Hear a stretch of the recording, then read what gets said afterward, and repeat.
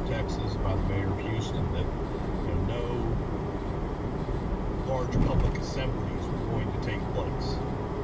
And I feel like some people hear that and they don't really process what we're saying. But at the time, people were scared to do anything.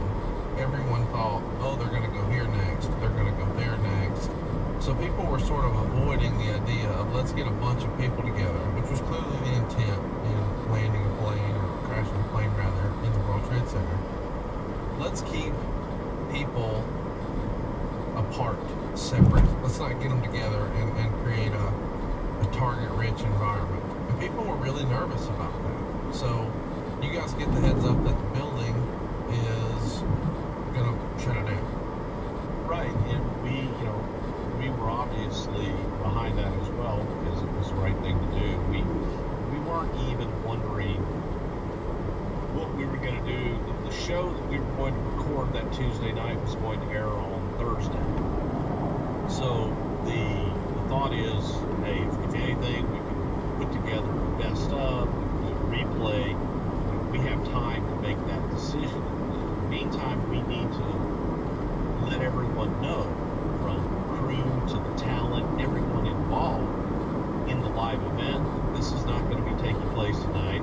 We have accommodations, we have hotel rooms and everything for you at this hotel that we will take care of, and for everybody to get to that hotel, which was that Hilton there on 59, and we'll ride this thing out. Be in constant contact. When we know something, you'll know something. It was up to JR and Talent Relations to handle the talent, and we were taking things on almost a minute by minute, hour by hour. Just as information came in, we were thinking, what the hell are we going to do? In the middle of all of this, so I told you Mattress Mac, Jim McInvale, dear friend, and he had helped me out with my wife. But Mac was also the pseudo mayor of Houston, Texas. Man, if you really wanted to get something done in Houston, Mattress Mac was your guy, and Mac could get anything done. So Mac had offered his services. He said, "How can I help you?" I said, "I don't know." He says, "Well, we've got some folks that work with me, and we can help you out." And he had people that were stationed at our hotel to run errands for us. He had someone in the mayor's office, literally at City Hall, that could get directly to Lee Brown, the mayor. The gentleman was Mike Thornton, who was at the time the last recipient of the Congressional Medal of Honor. And Mike stayed at City Hall because Lee Brown, when he came out of his meeting, his update, the emergency meeting with the governors and people, he would speak to Mike Thornton.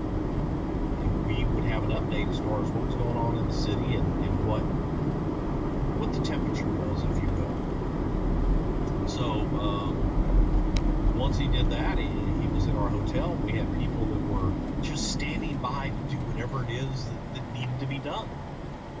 And it was a very just, you're going to hear the word surreal, because until you lived it, been through it, man, it was unlike anything I'd ever experienced in my lifetime. And I hope I never have to experience anything like it again. But we were just thinking, what the hell are we going to do? And the thought of running and doing anything at that point was just insane. We didn't think, we were hoping everybody was going to be okay, and hope that we're going to get out of this thing all right, at least as best we can. The show starts with Vince McMahon in the middle of the ring talking about America. I mean, this is really the first time that he's out front like this, being a patriot in this way. Of course, we know tribute to the troops would follow. When is the decision made to not do a best of and instead do a show